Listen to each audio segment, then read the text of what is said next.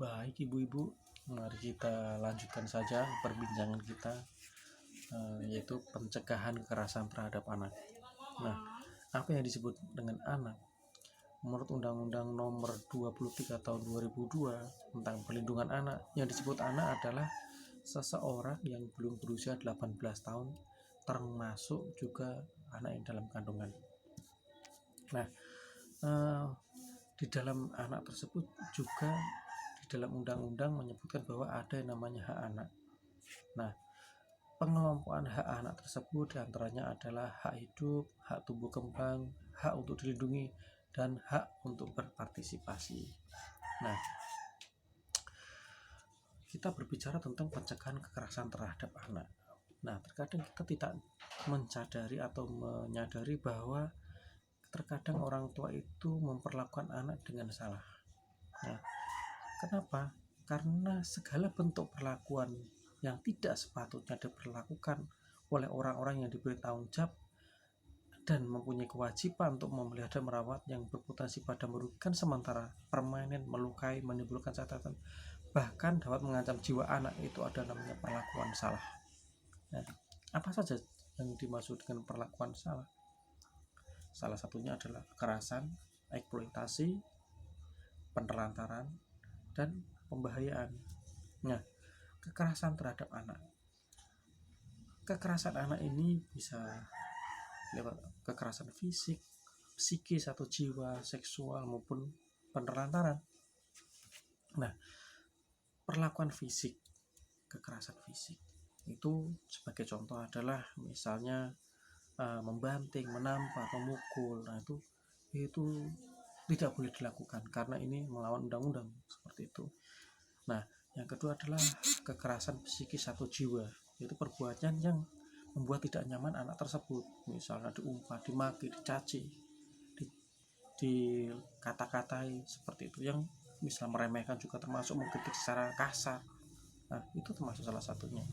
Yang ketiga adalah kekerasan seksual, adalah perbuatan yang memaksakan hubungan seksual, perbuatan tidak wajar atau tidak sukai terhadap anak. Contohnya adalah diraba, diremas tempat udaranya, dicolek, dipaksa melakukan oral dan sebagainya, diperkosa, disodomi. Ini termasuk salah satunya adalah itu contohnya. Nah, siapa saja yang bisa berpotensi melakukan kekerasan terhadap anak? Satu, orang tua, pemasuh, bantu. Yang kedua, orang yang dikenal dekat dengan anak, misal guru, dokter, guru les, mentor, dan lain-lain. Yang ketiga adalah orang asing yang berniat untuk melakukan kejahatan terhadap anak. Ini misalnya orang-orang di jalanan, psikopat, dan sebagainya. Yang keempat, organisasi kriminal. Nah, apa saja yang akibat ditimbulkan oleh kekerasan terhadap anak? Nah, banyak sekali. Salah satunya adalah kematian, patah tulang, kerusakan otak, gegar otak, gangguan seksual, cemas, takut, malu, rendah diri, menarik diri, menyalahkan. Banyak sekali. Nah, setelah kita berbicara tentang kekerasan terhadap anak, nah, kira-kira bagaimana cara mencegah kekerasan tersebut? Nah, salah satu cara untuk mencegah kekerasan terhadap anak, satu, memahami tumbuh kembang anak. Yang kedua, menjadi pendengar yang baik. Yang ketiga, membangun komunikasi dua arah dengan anak. Yang keempat, memperhatikan kebutuhan anak. Yang kelima, membantu kesulitan anak. Yang keenam adalah sebagai teman berdiskusi. Yang berikutnya adalah menyediakan waktu untuk bertemu anak. Yang kedelapan, jangan mudah panik jika menghadapi anak melawan. Yang kesembilan, memberi pujian kepada anak jika berlaku baik. Yang kesepuluh, tidak boleh menghardik atau menghakimi apalagi anak di depan orang lain. 11, memberi julukan yang negatif pada tidak boleh. Yang 12, tidak membandingkan dengan anak lain. Yang 13, misalnya mendongengkan atau bercerita atau mengantar tidur. 14, menambah pengetahuan tentang pengasuhan anak yang baik. 15, melakukan kegiatan bersama keluarga termasuk beribadah bersama.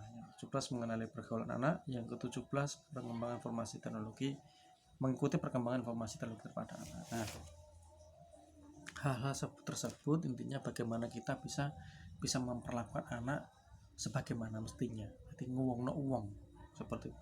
Biarpun anak itu adalah manusia ciptaan Tuhan, tidak boleh kita sia-siakan, apalagi diperlakukan yang tidak baik. Nah, pencegahan kekerasan anak di masyarakat itu di dalam keluarga. Nah, sekarang di dalam masyarakat, misalnya peduli terhadap tetangga, mau diskusi-diskusi, mengenali lembaga-lembaga perlindungan masyarakat, melapor kepada lembaga jika ada terjadi sesuatu. Nah, kita bisa mengetahui, memberi informasi tentang bagaimana kekerasan. Nah, seperti itulah. Jadi seperti itu. Nah, bagaimana kita mencegah di dalam anak sendiri? Bagaimana kita mencegah, bagaimana anak tersebut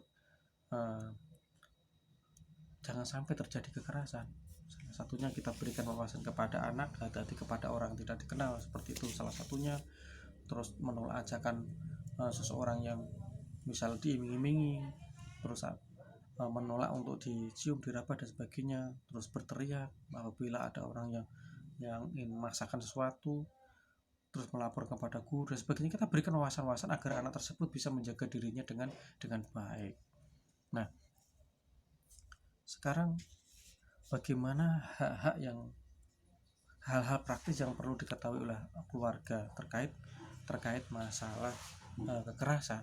Nah, misalnya anak diajarkan mengenai tubuhnya yang sensitif, misalnya mulut, leher, dada, selangkangan, pantat itu tidak boleh disentuh oleh orang lain. Nah, baik keluarga maupun orang lain tidak boleh.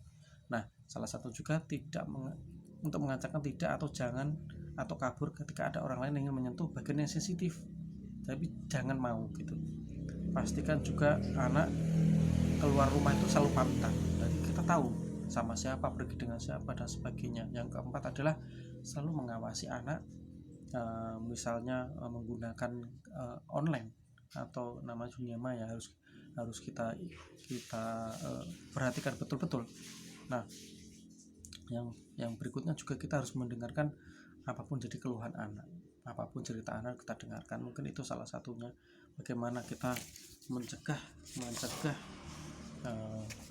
namanya kekerasan terhadap anak. Ibu-ibu sekalian, pada dasarnya anak adalah harus kita lindungi, harus kita jaga dengan baik, karena anak adalah karunia Tuhan. Itu adalah harta yang paling tak ternilai harganya adalah anak. Sekian dari saya. Wassalamualaikum warahmatullahi wabarakatuh.